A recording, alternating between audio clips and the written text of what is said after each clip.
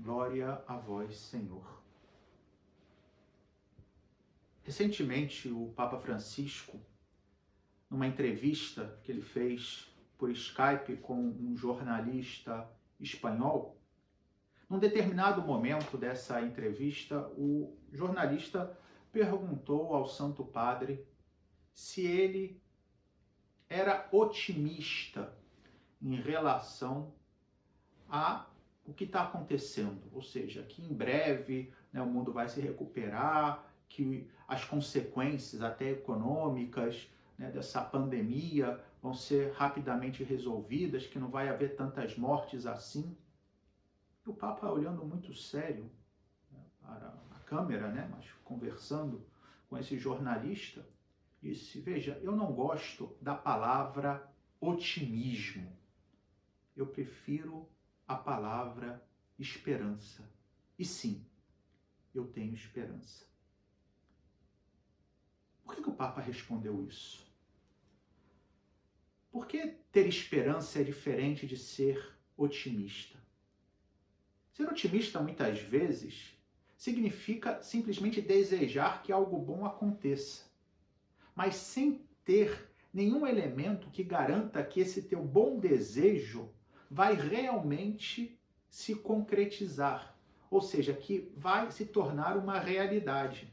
E de bons desejos nós estamos cheios, tem muita gente, por exemplo, que tem um bom desejo de ganhar na Mega Sena, mas isso não significa que vão conseguir ganhar, porque não há nenhum elemento que garanta que isso vai ser fácil.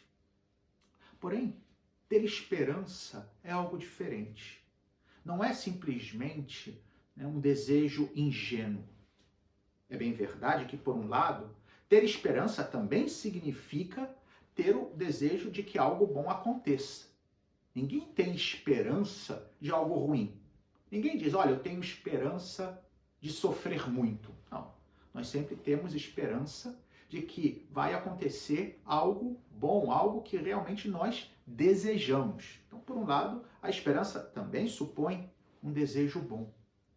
Porém, a esperança, a verdadeira esperança, supõe um outro elemento essencial, que é ter uma confiança bem fundada de que aquilo que desejamos realmente pode acontecer.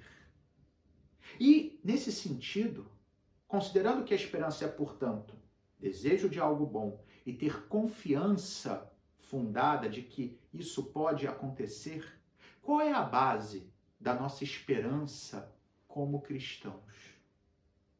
A base é Deus e as suas promessas. Eu posso ter esperança porque Deus é quem tem a garantia, porque Ele é Deus, afinal de contas, e eu me baseio naquilo que Ele me prometeu. Nós vemos um exemplo claro disso na primeira leitura de hoje, do livro do Gênesis.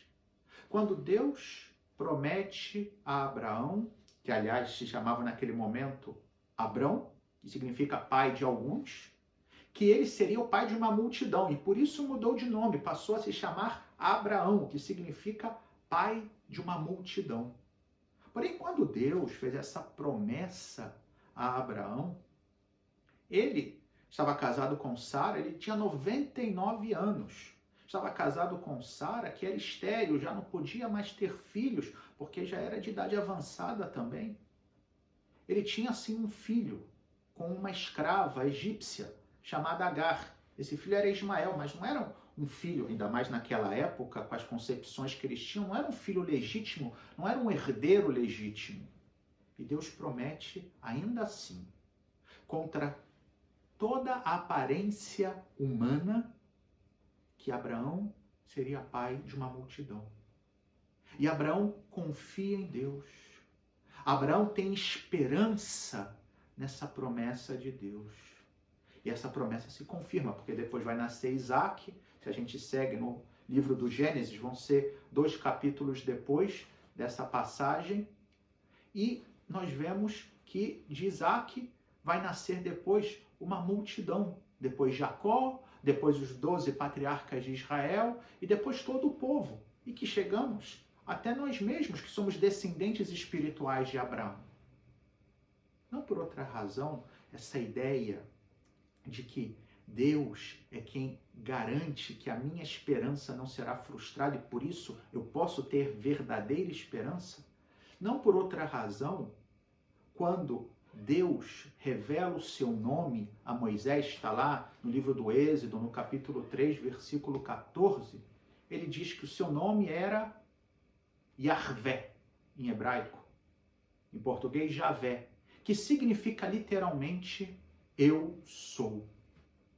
Ou seja, Deus revela que o seu nome é nada mais do que essa realidade de que Ele é o existente, Ele é o onipotente, Ele é o onisciente, ou seja, aquele que tudo sabe, aquele que tem todo o poder, e, portanto, Ele é o fiel. Ele é aquele que cumpre com as suas promessas, porque Ele é o eterno. Por isso também, sobretudo no Antigo Testamento, Deus era associado a uma rocha. Por quê? Porque Ele dá solidez. Eu posso me apoiar nas promessas, eu posso me apoiar na palavra de Deus porque ela é sólida. Por quê? Porque Ele é. Eu sou aquele que sou. E por que eu estou comentando isso sobre o nome de Deus? Porque nós vemos no Evangelho como Jesus, naquele diálogo polêmico com os judeus, revela a sua verdadeira identidade, quando diz: antes que Abraão existisse, eu sou. A primeira coisa que a gente nota nessa frase é que, do ponto de vista gramatical, ela é um pouco estranha, porque a resposta, pelo menos correta, deveria ser: antes que Abraão existisse, eu existia. Porém, Jesus fala: eu sou. Por que ele diz isso?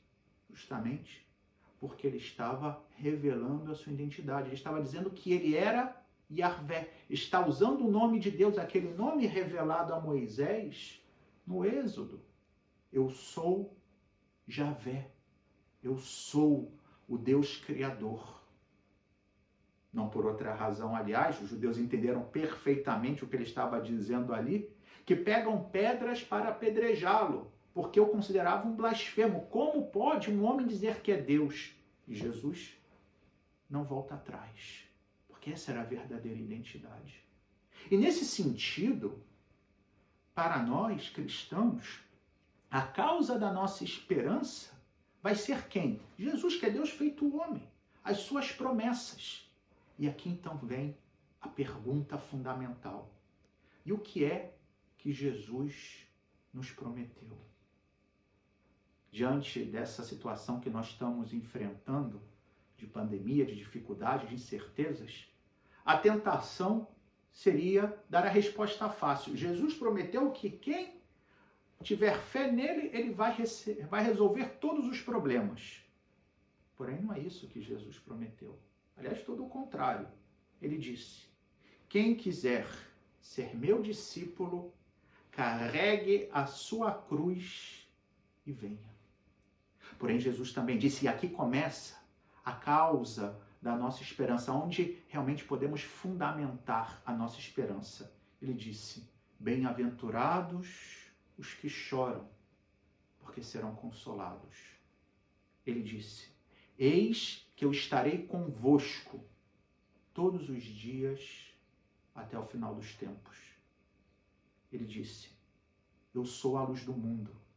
Quem me segue não andará nas trevas, mas terá a luz da vida. E como precisamos de luz.